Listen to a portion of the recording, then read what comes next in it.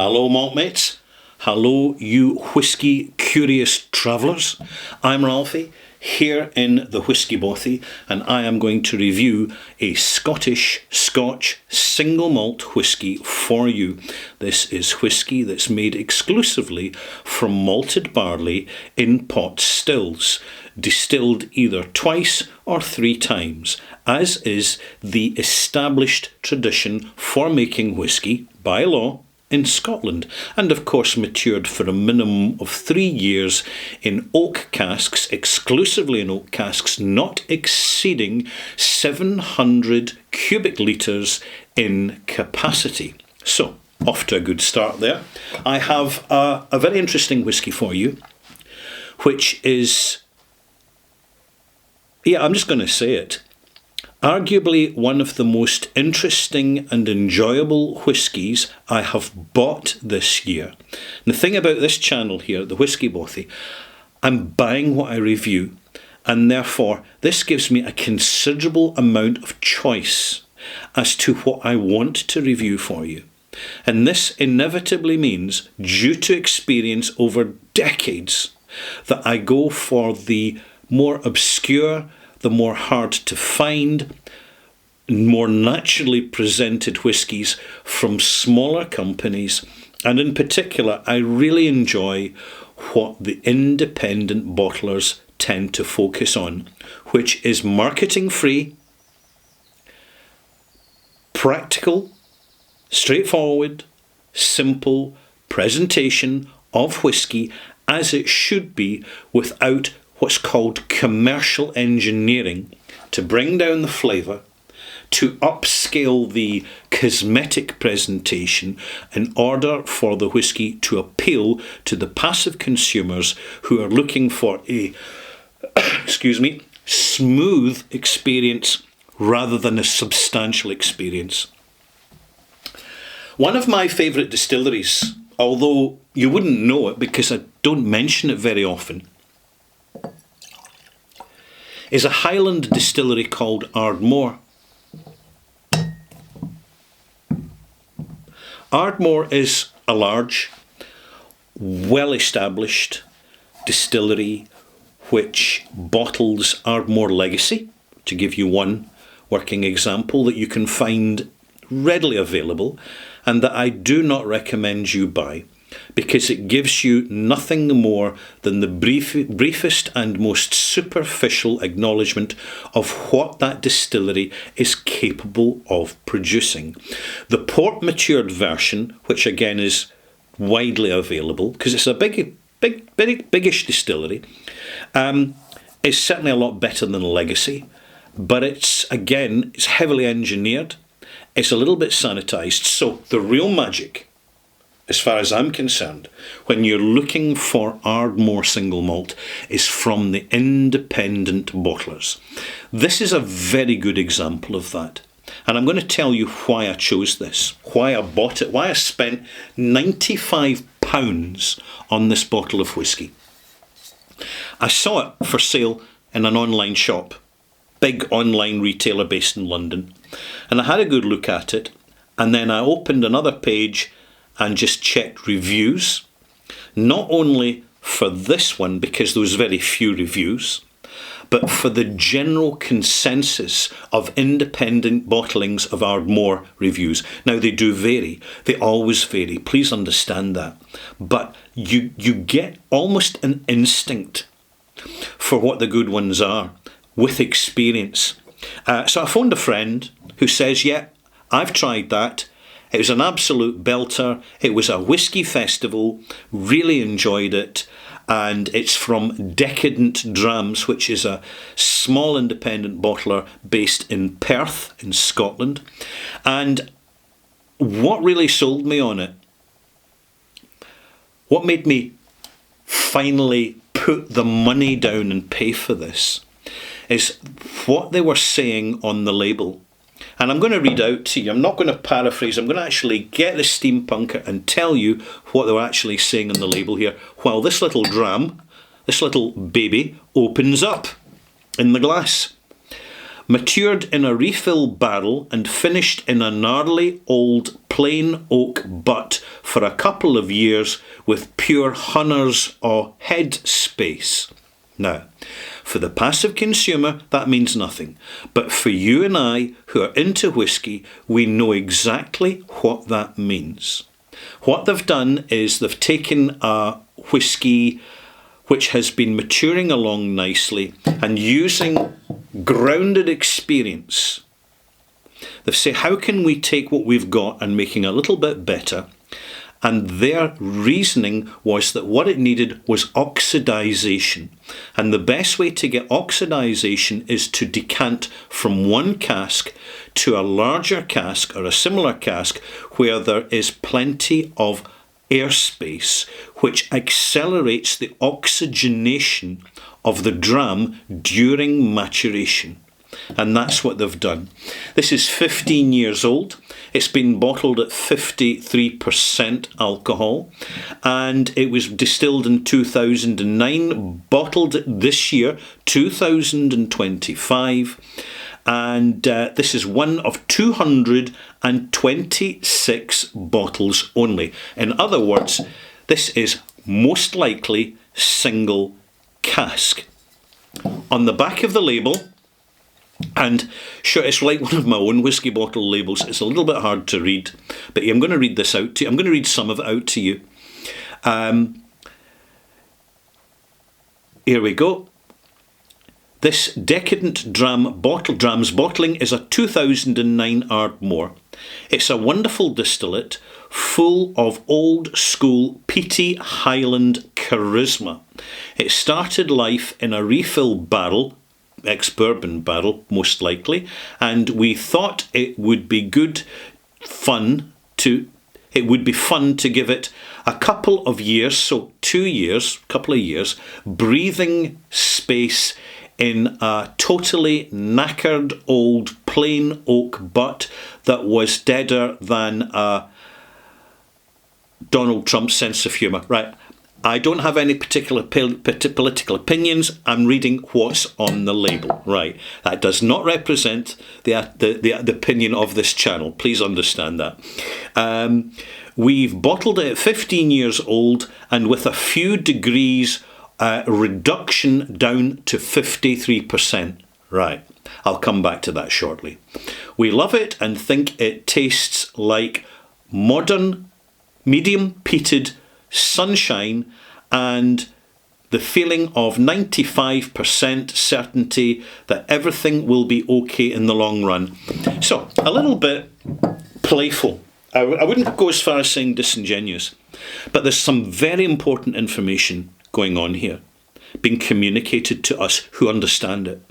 The fact that they've reduced it down to 53%, very, very few bottlings actually admit it, but it happens all the time in the whisky industry. I commend Decadent Drams for their transparency. We all appreciate transparency, particularly when many official bottlings absolutely lack transparency and therefore by default become more condescending in the relationship with the customer.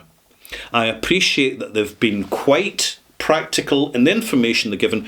A knackered old weathered cask, I'm paraphrasing there, but they're really emphasising the oxidization that's gone on from putting the contents of a smaller cask into a bigger cask. And they say so. It's a butt. It's gone from a barrel to a butt. Now, when we know our casks, what we know is that's a lot of air. That is a huge amount. It's lucky if the whiskey's actually filling a quarter of that cask. There's so much air going on. The oxygenation and the fact that it's a weathered old knackered butt means that the phenolics have remained intact and have been tempered over 2 years purely by the additional oxygen in the air in the cask. This is interesting, and the results are quite simply one of the best whiskies that I've bought in 2025 so far. And we're halfway through the year. So what have we actually got here?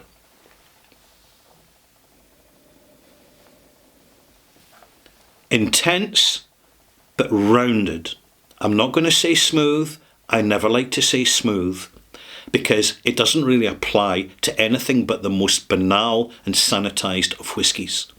This is very seasoned, it's very rounded, but the intensity of the crisp, almost steam train coal phenolics is completely intact and very expressive. It is supported by an almost golden syrup note of quality barley grain and vanillas, presumably from the first cask it was in, an ex-bourbon cask, and soft sultana notes. There's a lot of complexity in here. There's a lot to unravel. Let's have a taste and go for it. Just a tiny drop. As peaty as anything from Islay. I'm thinking a Laphroaig intensity here, which many people don't witness much in Ardmore bottlings, because we just don't get Ardmore bottlings that express the peatiness to the same extent that we're already familiar with in Islay whiskies.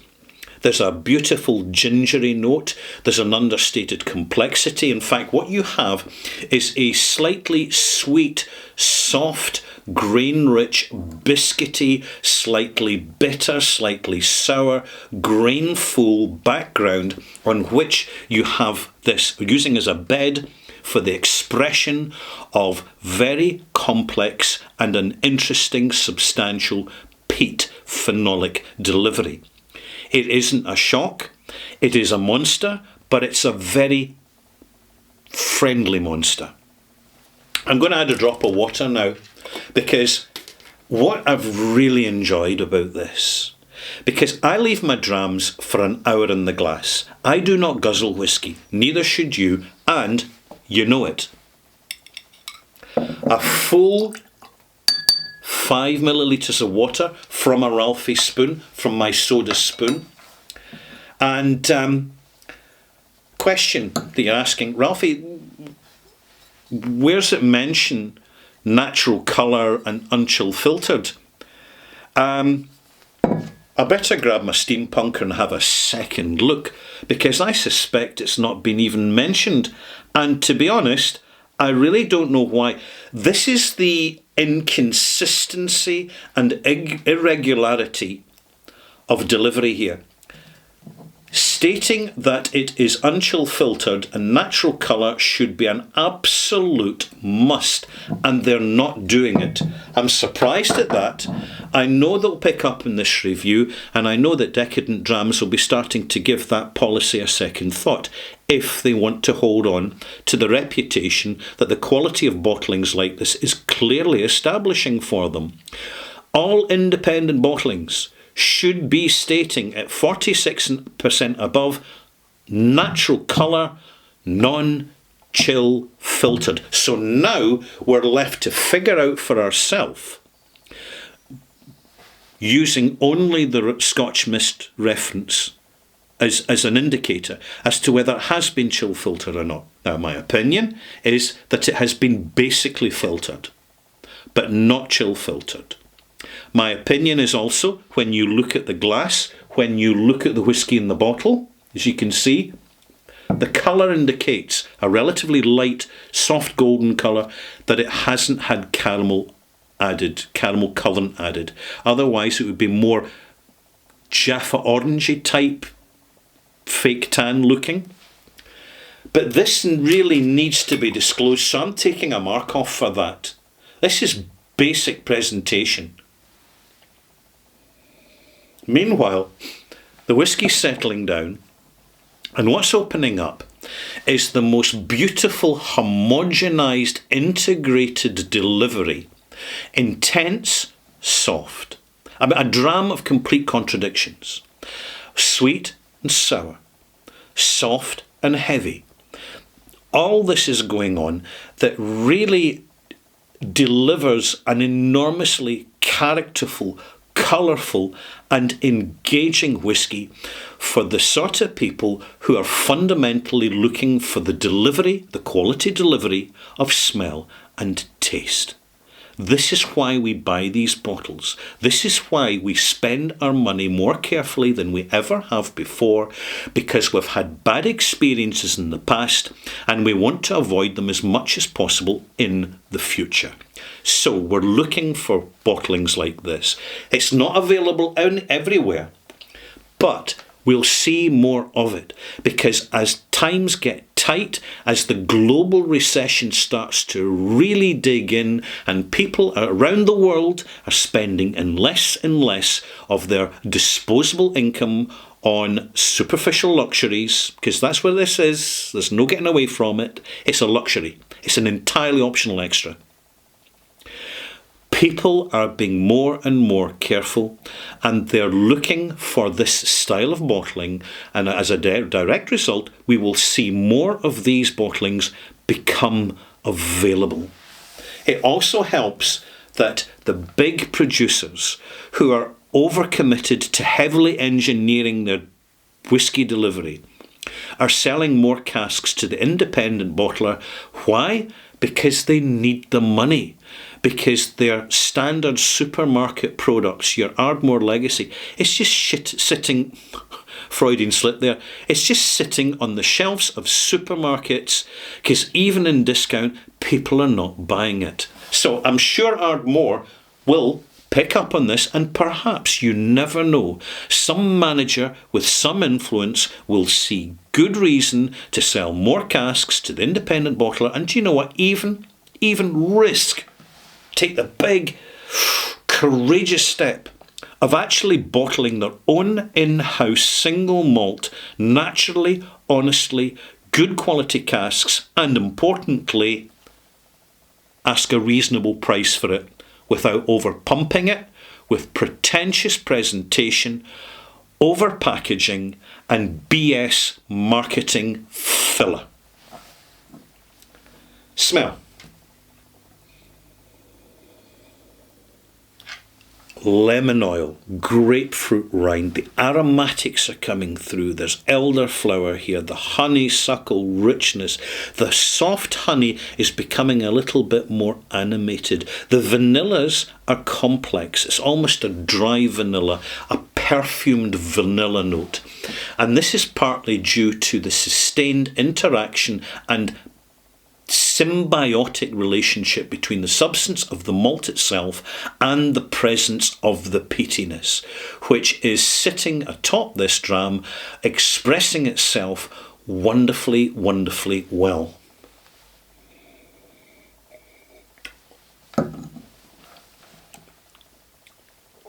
The arrival is so much longer, so much more animated. The sweet and sour has that extra layer and level of intensity, and it grows into the development. It almost sparkles and becomes effervescent and sherbety, with the soft sultana notes and the, I would call it, nut stone. So it's the kind of shells of nuts. So there's not really so much. There is a slight almond note in the background, but it's almost the slightly woody nutshells aspect of it, which is partly coming from the complex infusion of the peat into the rest of the single malt. The finish is delightfully soft, lemony, slightly meringue pie, and it just fades softly to the gentlest of ginger-infused tannins, and I, malt mates, am loving this so much. There's only 220, how many bottles? 220, thank goodness I got the steampunker. 226 bottles. But the thing is, there's at least 226 other barrels of Ardmore sitting in warehouses, just ready to be bottled, to be different, but similar and just as effective in delivery as this bottling. All we need is for the independent bottlers to do it and for the official bottlers to actually sell them the casks to allow them to do it. At £95, right, we'll talk about the price, £95 for a 15-year-old single cask, batch strength, so it's not quite full cask strength, and they declare it. I applaud Decadent Drams for this. I really do. It's quite refreshing. I would just wish they would finish their mission and just say it. Say what needs to be said, natural colour and unchill filtered. Because I'm looking for my Scotch Mist, and it's not quite kicking in yet. But there again, I'm pragmatic about it because we're in the middle of summer here in the Irish Sea. So the ambient temperature is quite as higher. So I believe that when I do add more water, which I'm going to do right now, we will start to see the beginning of the appearance of that mist. Why did I add 2 teaspoons of 5 millilitres each instead of 1? Simple. Because I already know this dram very well because I have been loving it now for over a month. And now, with the extra water, now we start to see the Scotch Mist, that glorious, reliable and consistent indicator that the whisky has been properly presented for the people who properly invest to enjoy the experience. That's us, malt mates. Finish taster before the malt marks, and I won't forget the malt marks this time. There you go. Just hold this label up so you can recognise it. It's got the wee kind of rainbow thing going on, and it's slightly psychedelic. It looks like a late 1960s, early 70s Beatles cartoon movie type, like Yellow Submarine. That's what it reminds me of, that sort of presentation. With the additional water, the peatiness becomes more aromatic, and it's got that cherry conserve, slight raspberry, cranberry brulee note coming through. The nose is nothing short of a masterpiece, actually. And it's just that perfect delivery that you get the best of the youthfulness, the fullness of the phenolics, which disappears so rapidly in older aged whiskies, because that's just what happens during maturation most of the time, particularly in active casks, particularly in ex-sherry casks.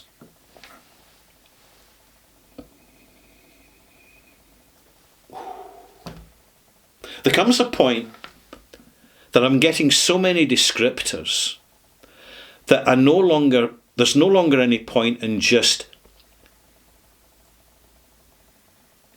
streaming this incredibly long list towards you, because you've already got the gist of what this is about. So I'm going to conclude this video now. Final taste.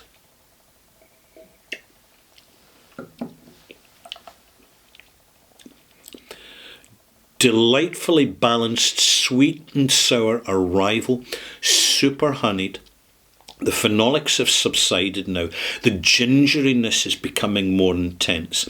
So the phenolic, because I've added extra water, substantially extra water, is now really only appearing visibly in the development, in the middle of the development, almost as if this subtle phenolic, this puff of smoke that you would get off a steam train, an old Victorian steam train, has just appeared in the palate before it disappears and gently subsides into this exquisitely articulate, soft but intense. So we've got these contrasts going on here. So the dramatic, dynamic nature of this malt is wonderful. It is hugely engaging, and I have no hesitation. I just wish we could all get more whiskey like this. It's 89 out of 100. One of the highest marks that I've delivered for a long, long time, because this is where my palate is. We're coming on 40 years of drinking whiskey. And after 40 years, it doesn't matter how mediocre your sense of smell and taste is and the fact that you'll never be a master blender. It's experience. It's all about experience. And the experience I'm getting from this is exceptional. And that's really all I have to say. Thank you for watching. If you've got this far, it means that you are interested in whiskey. So if you haven't subscribed, please do subscribe. And hopefully, fingers crossed, you will get notified when I upload new videos. However, a word of caution, maltmates. Because I do not have these atrocious adverts that YouTube attach in regular intervals through many videos online, I get half or even less monthly revenue. So every subscriber really, really helps. I do notice that I do upload videos that are not available to the public because they're for Patreon subscribers only, and they do not get made public. There's no adverts attached to that. To just give subscribers value for money. But things have changed a lot in the last 5 years with YouTube. A lot.